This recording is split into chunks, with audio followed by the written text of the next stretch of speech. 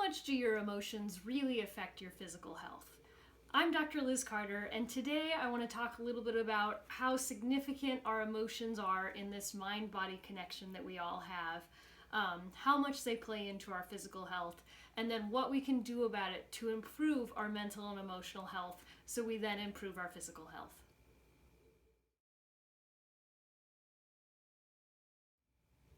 So I think we all understand part of this loop here, which is exactly why I drew it out. I think we all really understand how physical health impacts mental health. That's the most obvious connection between these two aspects of our being and that mind-body connection I was beginning to mention.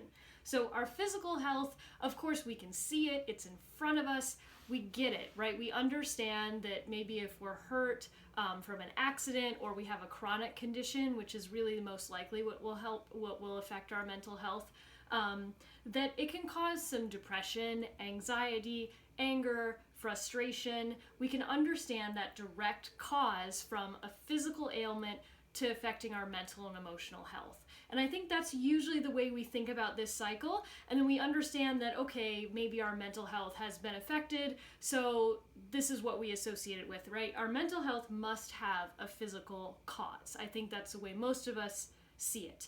And actually, I would like to talk about mostly in this video how it really starts on the mental and emotional level. Most illnesses start here and translate to physical. So that's kind of turning everything on its head. Don't worry, I'm going to connect the dots for you a little bit here as well. And some of you intuitively might kind of already feel that, if we've had this overwhelming amount of emotional input from post-traumatic stress disorder or lifelong anxiety and depression, we can start to see that over the years, when those conditions have been chronic enough, it does start to lead into physical conditions, right?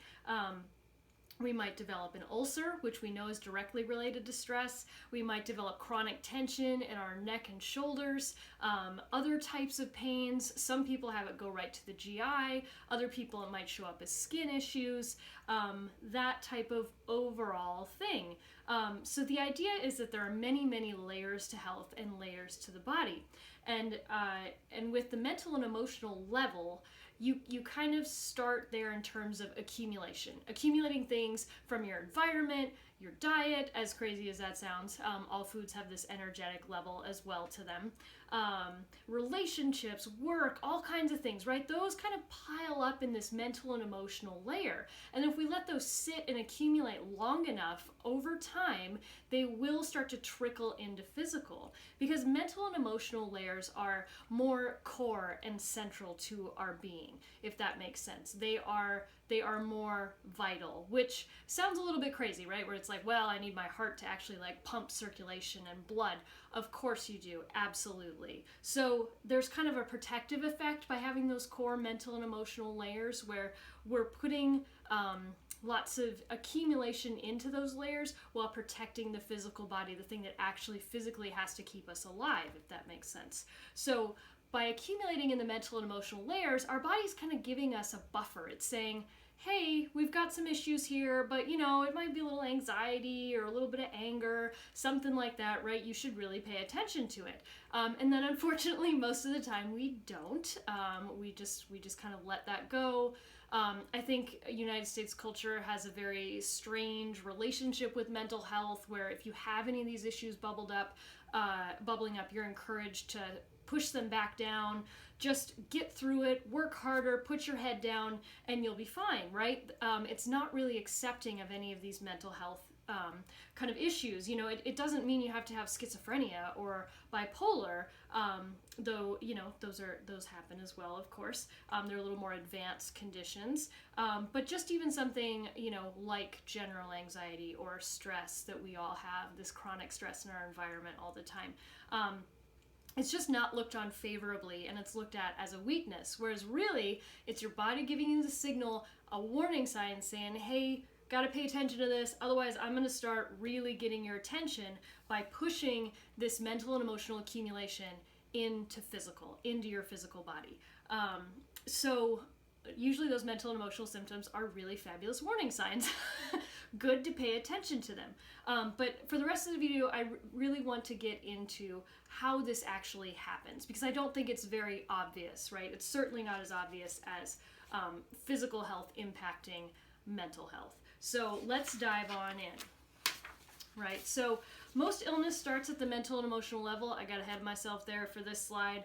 Yes, we talked about that, how that accumulates on that level. So let's just skip on to the next slide here. So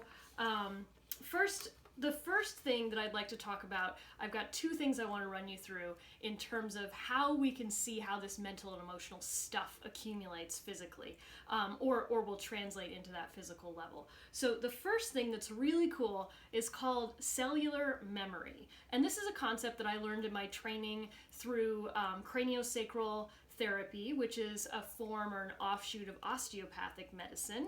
And then a lot of massage therapists have also heard of this term as well. So let me take you through what this actually means. So we don't usually think of our cells as having a memory, right? We think of our memories as being stored in the brain, kind of these signals between neurons, that are released by neurotransmitters communicating between the neurons, and that's about it. However, the concept of cellular memory is saying that you do actually store memory throughout your entire body. And I have to say, as a natural healthcare practitioner, and I do a fair amount of body work in my practice, I have seen this happen time and time again, as I'm sure most other people who do body work have as well, and those who experience it themselves, those who go get body work. So so it's stored in the tissue, not the brain. So instead of being stored in nerves, it's actually stored in the cells, which is fascinating.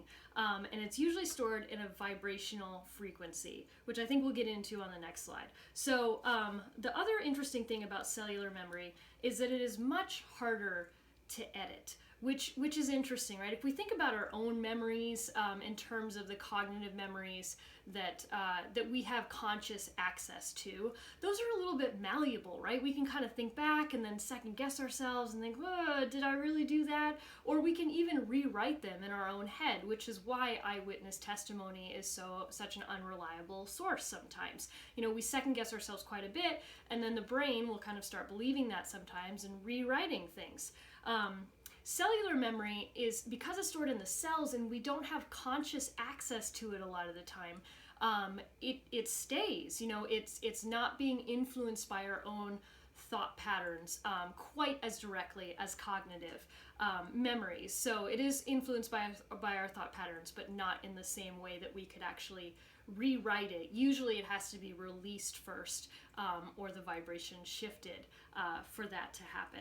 So I've heard it equated to like cognitive memories being more like a digital camera, where you can get into Photoshop and kind of edit things and shift a bit more, whereas cellular memory being more like a film strip, where it's etched into the chemicals in that film strip, and you can manipulate certain things about it, right? Maybe like exposure and contrast, but some things are just really, really ingrained there, and you're not going to shift that. So, okay, moving on to a little bit more about cellular memory here.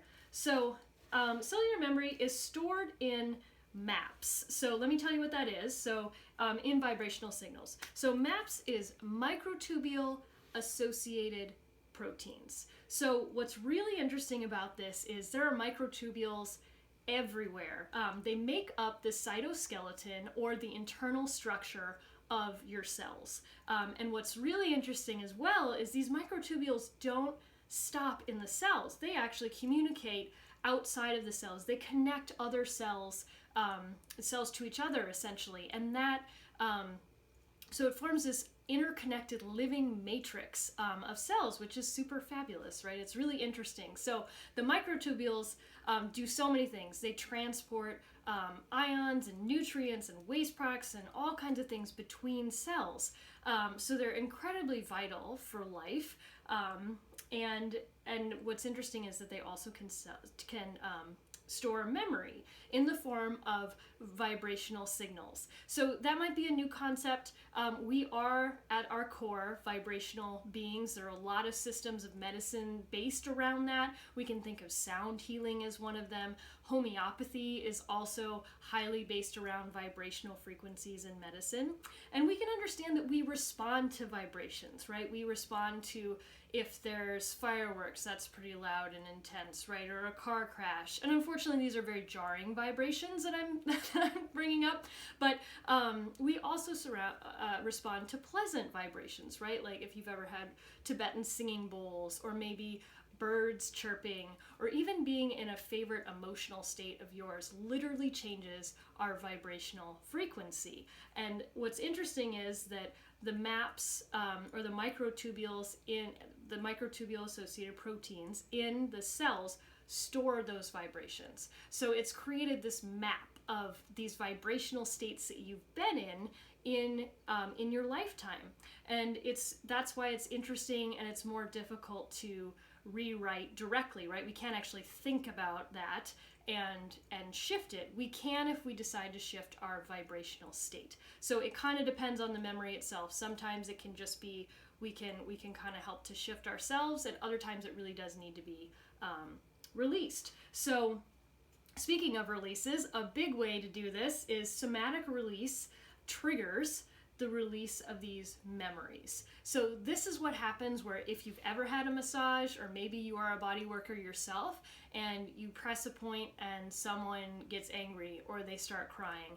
I've had several instances in my own acupuncture practice where I'll put in a few points that are geared towards maybe the lung organ grief, and people will start spontaneously crying on the table. It's a very, very real reaction, and they get a little bit upset and confused because they don't understand why they're crying, and crying is usually uncomfortable and kind of looked at as a bad thing, and they're embarrassed. And I'm actually really, really excited when people start doing this, because it means that we're getting this somatic release. We are changing some vibrational frequencies. We're releasing some of these stored memories that don't need to be there, right? That are disrupting healthy vibrations.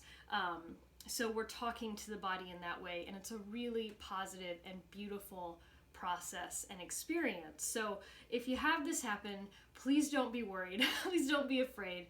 It's a really fabulous way that you're starting to heal, and you're starting to alter these vibrational frequencies that have this cellular memory or cellular trauma stored up in them.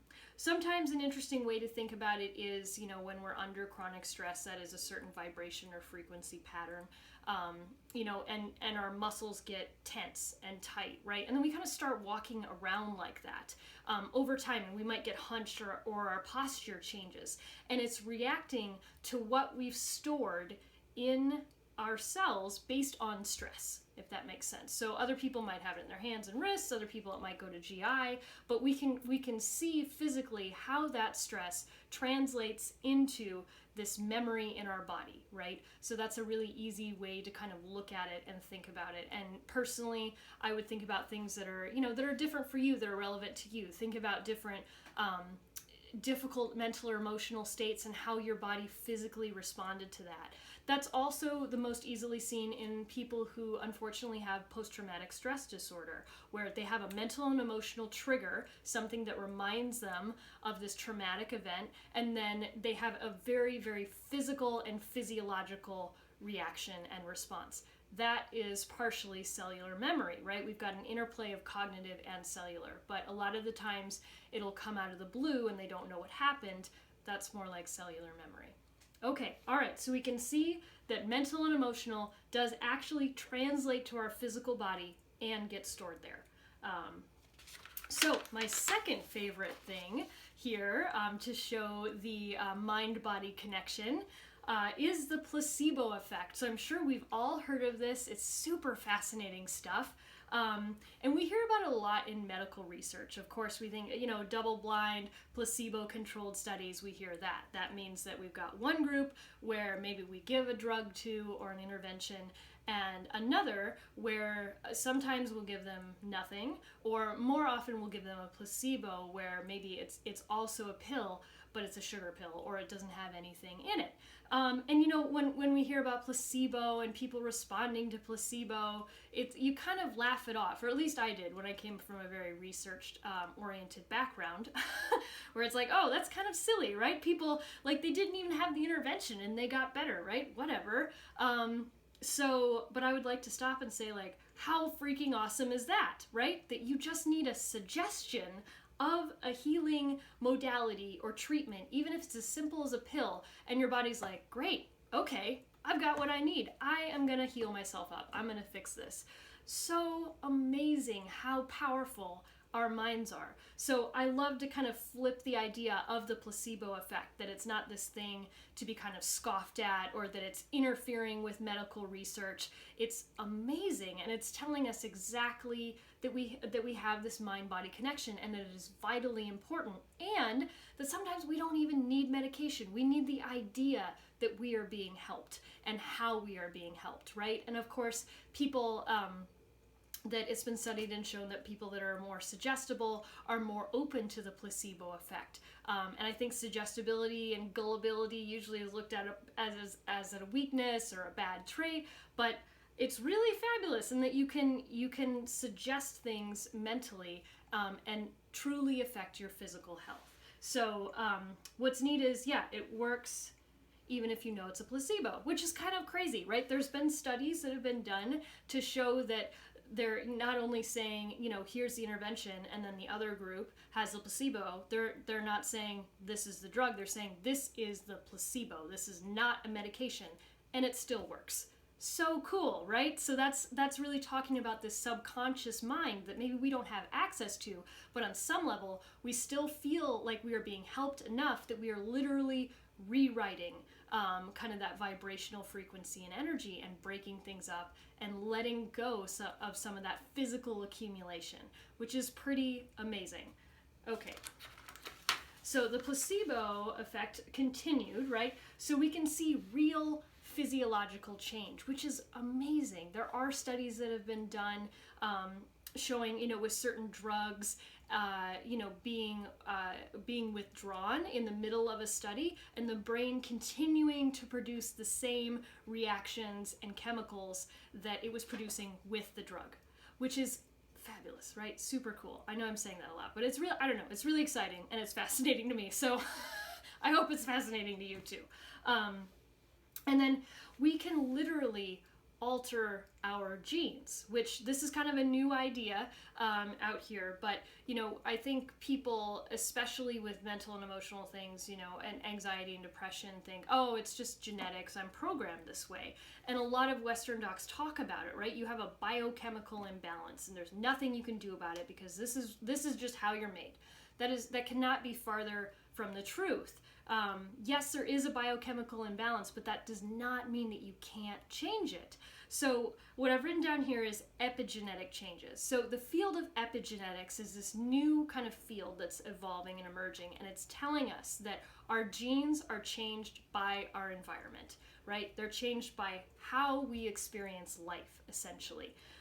Which is fabulous, right? This means you can literally rewrite your genes with the food you eat, the environment you're in, your mental and emotional state. All of those things play into your genetic hand. So it's not this predetermined, predestined thing for all of your genes. It's a really, really complex picture. And there's some really great stuff even coming out showing that, you know, like what you're eating this generation will affect your children and your children's children, essentially 3 generations down the line at a minimum. I've heard up to 7 generations as well. So really, really interesting stuff. And I hope kind of gives you hope, you know, to be able to change and not resign to your fate, which I think a lot of people feel like they are. You really do have the power to shift things. Mental and emotional work is amazingly helpful. Okay, so just want to summarize here with a take home. You know, if we care for ourselves mentally and emotionally, we will feel better physically. So I hope that I've kind of made that clear, especially through these 2 interesting principles, right? If we affect that mental and emotional core, and we take down some of the accumulation there, we are going to take down physical. And oftentimes the physical symptoms will resolve before the mental and emotional. Because we're taking some of the accumulation out of those deep core layers, and physical, which is that thing to really get our attentions and come into our consciousness a little bit more, will be healed first, which is great, but it also means we still need to pay attention to that mental and emotional bit, because once physical symptoms are resolved, we can kind of breathe a sigh of relief and say, oh my gosh, it feels so much better. But it's really important to still work on that mental and emotional piece of your health, that mind-body connection. They are interrelated, they always are, and it's really important to take care of that. Okay, so on to the next part, right? How do I actually do this, right? You've talked a lot about mental and emotional self-care. You might already have some really good things you do and coping mechanisms for yourself, but I just wanted to summarize a few things that could be really helpful if you're new to this or you want a refresher. Things that I've found helpful for myself and my patients. So affirmations are absolutely fantastic. If you don't know what those are positive statements that you say to yourself regularly throughout the day, at least once a day. You can write your own. You can find some in books and resources. One of my favorite books is Louise Hay's You Can Heal Your Life. She talks a lot about this mental and emotional influence on physical health. It's fabulous. Yeah, and one thing I wanted to say too, I'm not sure I mentioned it, but of course if you have a physical injury, that's not necessarily going to come from the mental emotional level, right? If you have a trauma where you sprain or strain or break your leg, it's not necessarily mentally and emotionally. Some people would argue that mentally and emotionally you've kind of predisposed yourself to that. Louise Hay does think of that or talk about that. That's why I've thought of this right now. So interesting to think about that way as well, that maybe there was kind of something in there that opened you up to that happening in your life. But anyway, yes, not all physical comes from the mental emotional realm. So yeah, meditation is another wonderful way to influence positive thoughts, and just give yourself space to breathe and increase your awareness about your life. It's really fabulous, and you can actually change kind of the vibrational frequency of your body and your brain waves in meditation once you kind of get into that deep level. Creative time, another really important thing.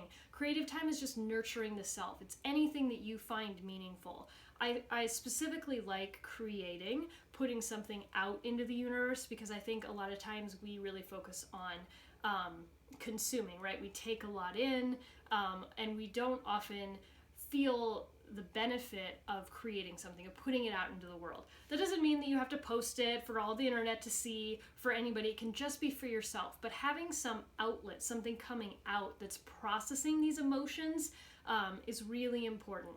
And that doesn't mean that you have to take up painting and say, I'm going to paint about my grief or my anger. A lot of times it's just stream of consciousness. You let whatever needs to come out, and that's the beauty of the process. Whatever comes up for you is what needs to be processed. And oftentimes it can surprise you what does come up.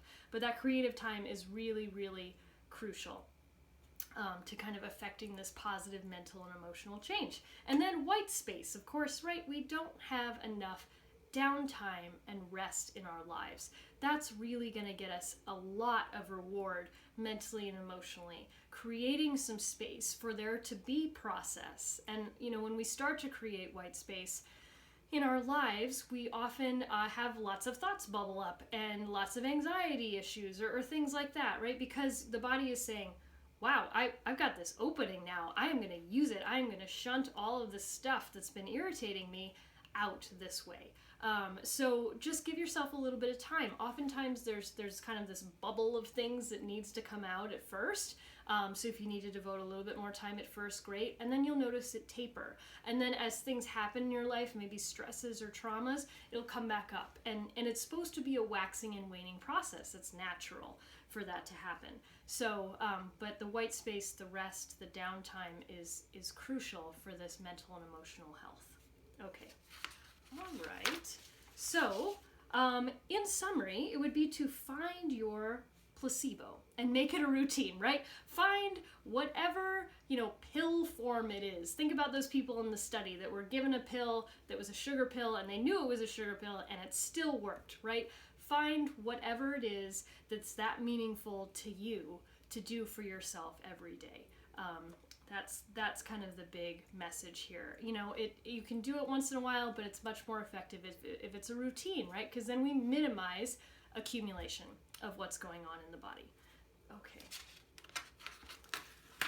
So I wanted to address as well, how do we get rid of things that are already accumulated? Of course, some of the things that we just talked about with the affirmations and the meditation and the white space, that is going to help take out some of the mental and emotional buildup, right?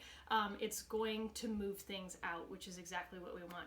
But if we've got this cellular memory and there's things stored in the physical body, what else can we do? What can we do physically to move that out? So body work is essential.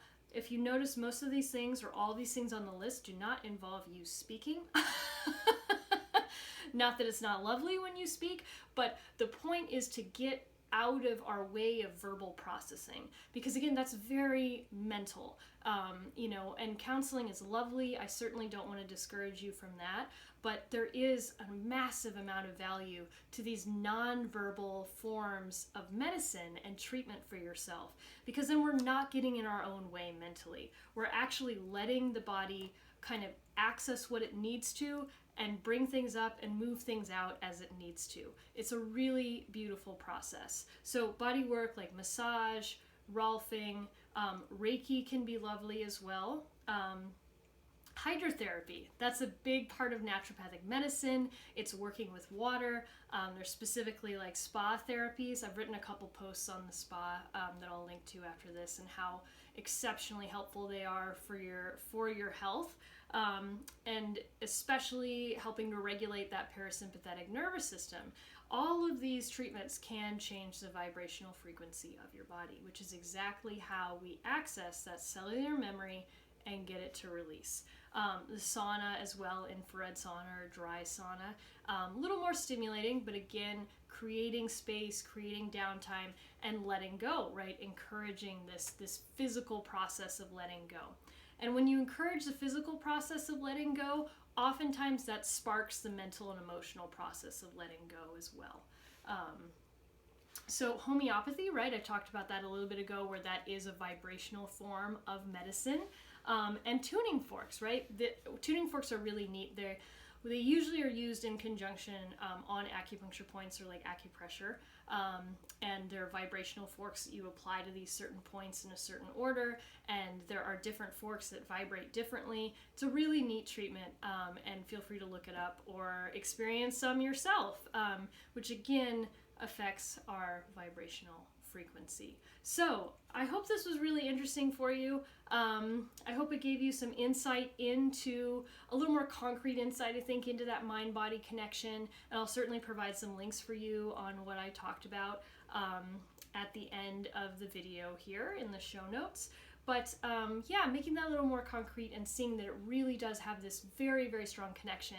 And that's usually what I believe in the most with treating my patients. That's part of why I do body work. That's part of why I incorporate counseling, and especially 5-element acupuncture, because it's meant to work on that mental, emotional, and spiritual level. And usually I've had patients that I've solely treated in that mental, emotional, spiritual level, and suddenly they're drastically improved physically.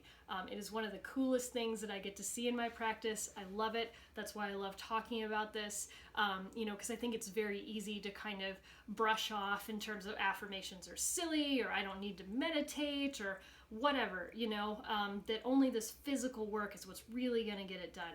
But oftentimes addressing that mental, emotional level is really, really meaningful, and kind of where you need to start a lot of the time. These are lovely therapies as well to help augment that process. Okay, well, that's it for today. Thanks so much. Take care.